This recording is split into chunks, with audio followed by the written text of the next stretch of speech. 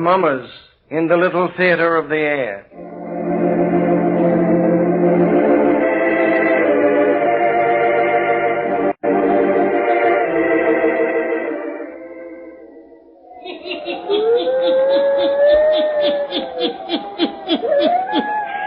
Oh, stories. Weird stories. And murders, too. The Hermit knows of them all. Turn out your lights. Turn them out. Have you heard the story without end? Eh? Then listen while the Hermit tells you the story.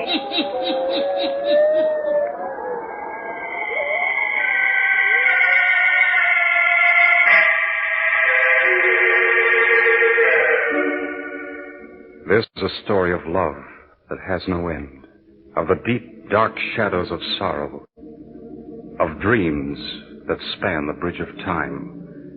It's my story and Lorraine's. I am David Runzel, just an ordinary guy with hopes like yours and dreams like yours. I was one in a foxhole with thousands of boys.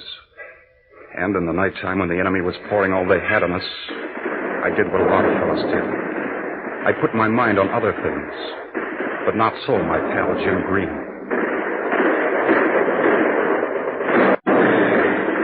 You're giving us all we got tonight, Dave. Yeah. There's a funny feeling a guy gets out here, never knowing just what minute the end is going to come, and yet always so close you can darn near taste it. Yeah. It's a funny thing, though. It never seems to get you like it does me. You know why, Jim? Got some secret system? Maybe. Well, let another guy in on it. You got a girl back home, Jim? A girl. Man, I've got dozens. I've got just one. I figure there's more safety in numbers. You got just one. How do you know she'll be yours when you get back? I know, Jim. There was never anyone for Lorraine but me. And there was never anyone for me but Lorraine. You got more faith than I have, Dave. There's still a lot of fellas on the home front making hay while the sun shines. So they tell me. I never worry about Lorraine.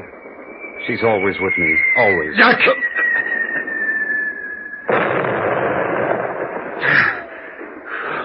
Christopher, that was a close one. Yeah. I hate all of this.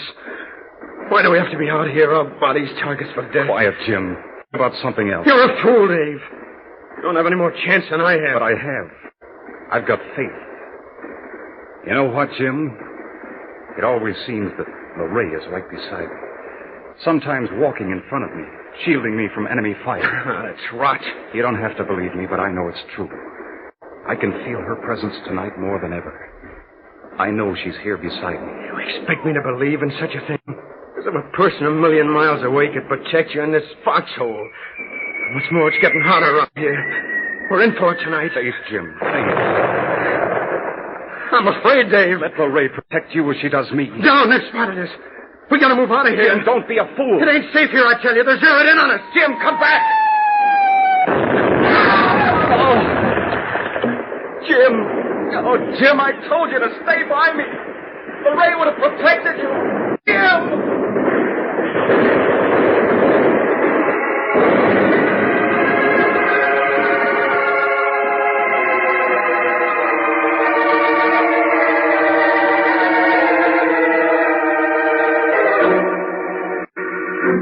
Oh, you may not believe my story any more than Jim, who lost his life that night. But I knew my darling Lorraine was constantly by my side. No matter how terrible the battle, she was protecting me. When up in the front line, she was my shield and my protector. When we moved along the roadways and our planes above spotted us, I had no fear, for Lorraine was near me. Since childhood, we'd been pals living on nearby farms. Somehow, even as kids, we seemed to sense that there was a strong bond between us that no amount of kidding from the other kids could harm.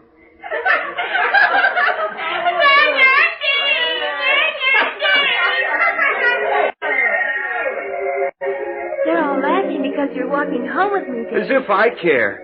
They'll bother you all day tomorrow in school. Let them just try. Dave, Yeah? are you planning to marry me when we grow up? Well, I guess I am. I'm planning to marry you, too. Can't nobody bother us. Only Pa. He says it's silly for a little girl to have a sweetheart. You are my sweetheart, aren't you, Dave? Well, I guess so. You're the only one I like in all the world. More than your uncle and aunt that you live with? Sure, they ain't like real folks to me. You are. I'll always belong to you, Dave. Always.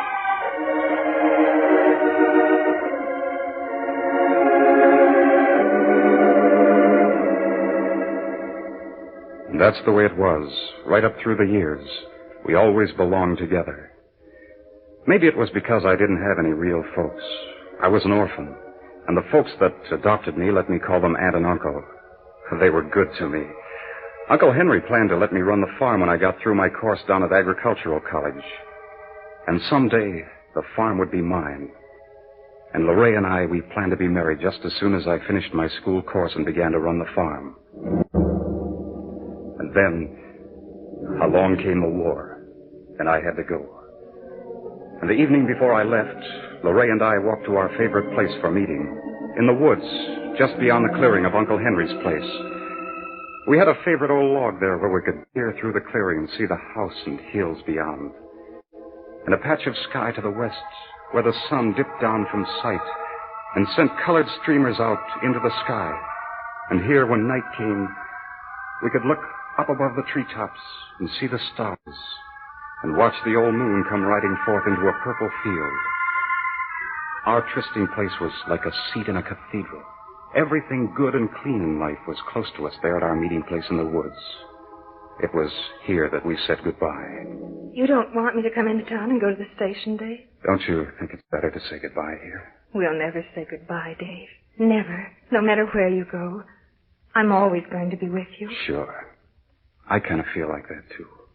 And, Dave, when you come back, the very hour that you return to me, I'll know it. I won't come down to the station. I'll be waiting here in the woods, here on the old log. This is where you'll find me. Oh, Lorraine. Dave. You'll be brave? Yes. I'm going now. Don't turn and look. I'm walking away, but I'm not really leaving at all. I'll be with you always. Oh, don't turn and look. Before you know it, I'll be back. I'll return and be sitting beside you, here on the log at our old trysting place.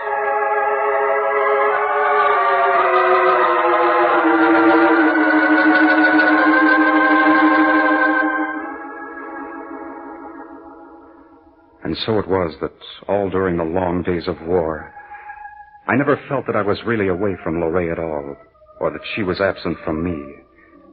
Why, there were times when it was as if I could reach out just a little and find her beside me. In fact, there were times that I could actually hear her voice. I recall the first time I heard it. It was a bad hour. The enemy was giving us everything they had from the sky.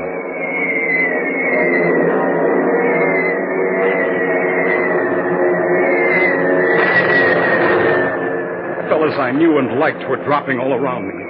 Their cries struck terror in my heart.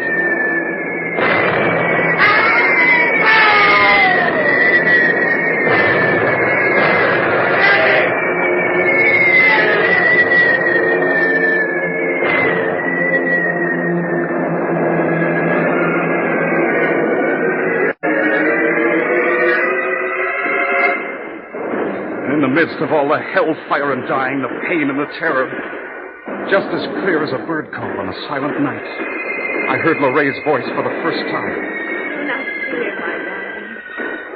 I'm here, Dave. Here beside you. It was so clear, that voice of hers, that I expected to look and see her standing near me. You can scoff if you like. You can shrug your shoulders and pass my whole story over lightly if you wish. But I know Lorraine was there beside me as the battle raged all around.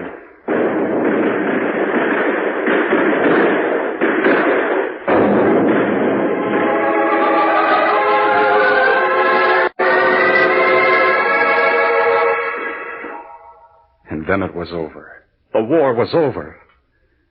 And finally the day came for leaving the battle-torn old world, getting on a ship and starting homeward.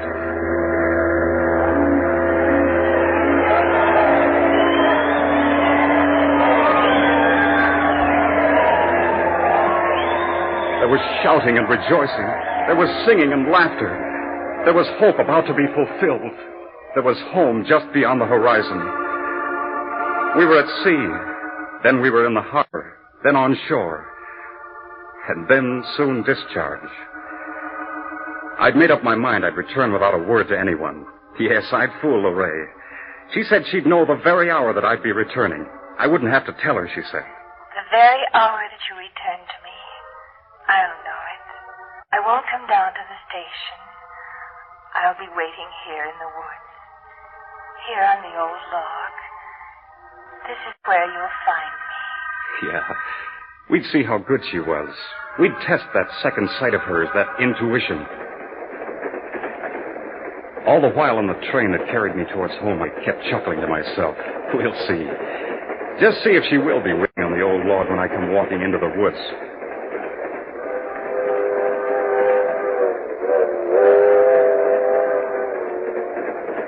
My heart was pounding with the excitement of my returning, of the surprise in store for Lorraine. Oh, it seemed as though the long train trip would never end.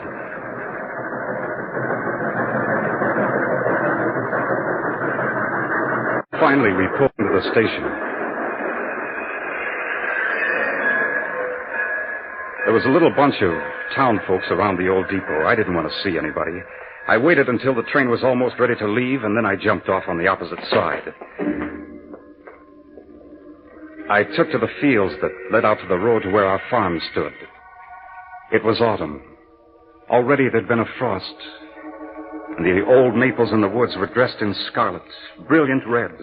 Under my feet, the dry leaves made soft music. Only a little way further to go, and our log would be in sight. And then, there it was before me. I stopped, dead still.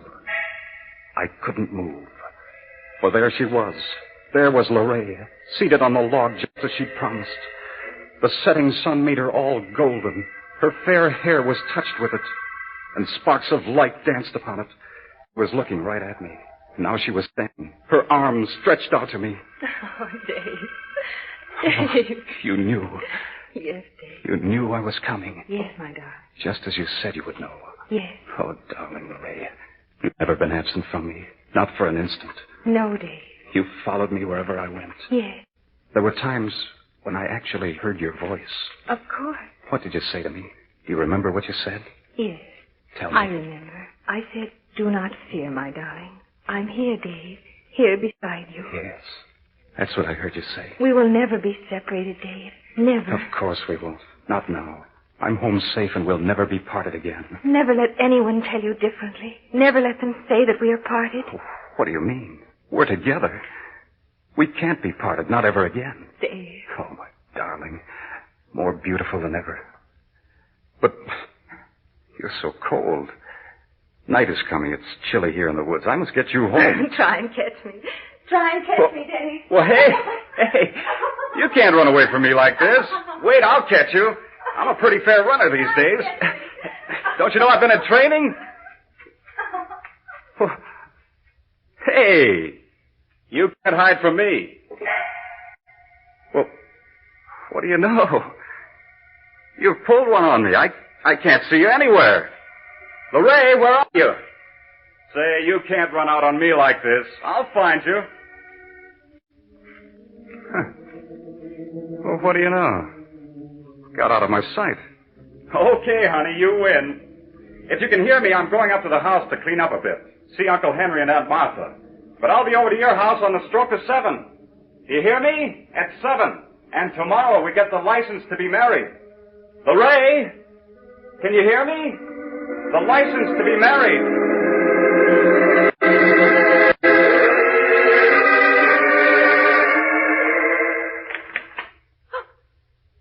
Dave.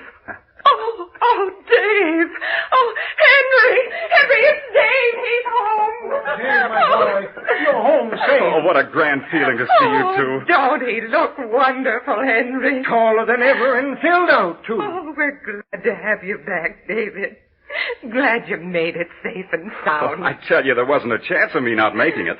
You know something, Aunt Martha? All through the terrible business, I felt that Lorraine was beside me, protecting me from death. Oh, David. And the most wonderful part about it all, even though I never let any of you know I was coming home today, Lorraine had a feeling about it. She was waiting in the woods for me just now at our old log where we always used to meet.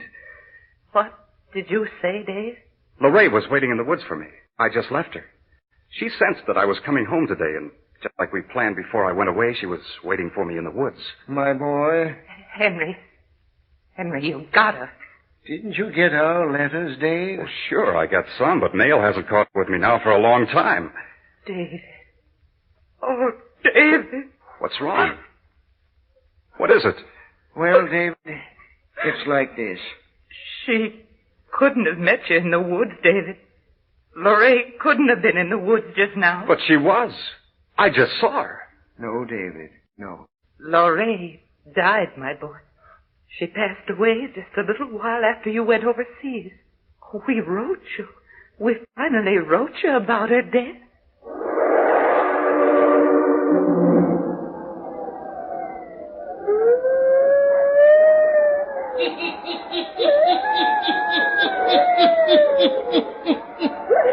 And now David finds that the person close to his heart, who he has just met at the old trysting place in the woods, is of this world no more. 'Tis a dream and a vision that is ended in death. What will happen to David's life now? The hermit will tell you before the night is done. Now the hermit again.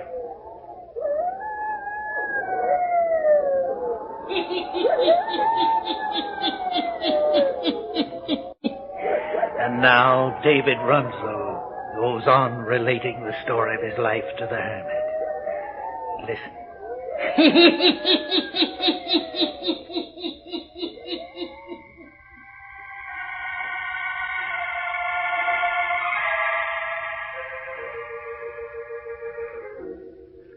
You ask, what happens to my life now? You think that I believe that death has separated Lorraine and me? Never. As we reckon time on this earth, my Lorraine was asleep in death at the time she appeared to me on the battlefield.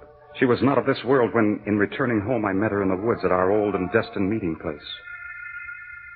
Uncle Henry and Aunt Martha have taken a place in town. They've left me the farm as they promised, and I'm working it. I've been here 3 months now. Last evening, Aunt Martha came out to see me. I brought you a pie and some cookies, Daisy. Thanks, Aunt Martha. Oh, your Uncle Henry and I worry about you, my boy. Oh, you must not do that. But we can't have you here all alone. Not alone. Daisy, you need somebody to keep house for you. You should find a nice girl, court her, and marry her. Aunt Martha, never. Oh, it ain't right. It's a sinful, terrible thing, you thinking that a dead girl is beside you all the time. Oh, stop, Aunt Martha. You can't talk this way to me. I got it, David. The living can't bow down to the dead. Lorraine is not dead. I saw her lowered into her grave. You must say no more. It's the way I want it. There's no one in all the world, here on this earth or after, that I want but Lorraine. Oh, David, it's the war. It's touched your mind. No, Aunt Martha. There's no use trying to explain. There's a bond between Lorraine and me that is stronger than life, deeper than earth, and beyond all time and reckoning.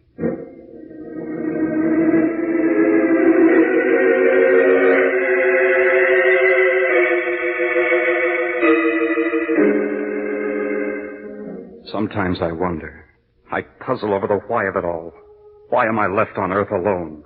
Why, if Lorraine had to pass beyond, I could not have met her there. But such was not the way it was planned. And I'm not alone. Often as night gathers, when the stars light the sky, when the wind is soft and blows a fragrance in the windows, I hear the door open softly.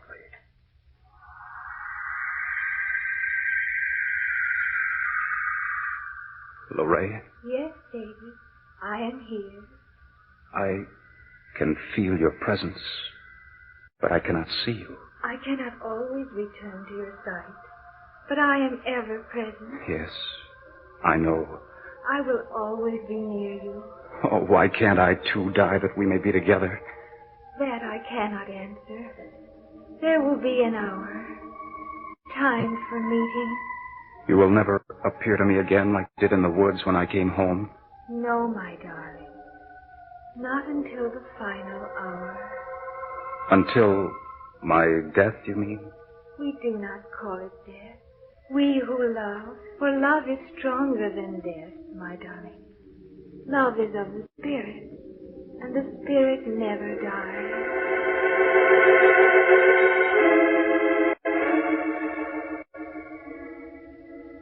And so it is I know. The love I bear for Lorraine and the love she bears for me knows no boundary, nor no ending. Do you scoff? Do you shake your head in disbelief? Do you believe, as does Aunt Martha, my mind is addled by the horrors of war? Do you believe it untrue that my Lorraine, because of death, hath left me? What matter what you say or what you think? I tell you she is with me always, during the soft early hours of dawn, when the sun rides the summit, when dusk falls and the shadows lengthen to bring the night, when the wind sings and the pines mourn, she is near me. This is my story of love that never ends.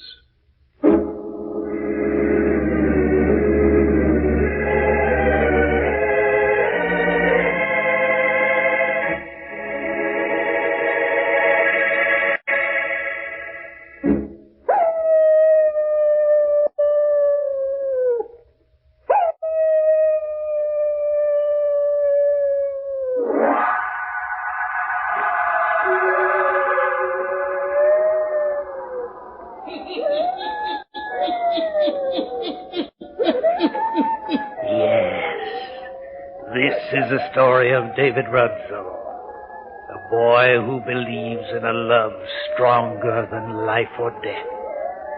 This is the story he told me, a story without end. Turn on your lights. Turn them on. I'll be back. Pleasant dreams.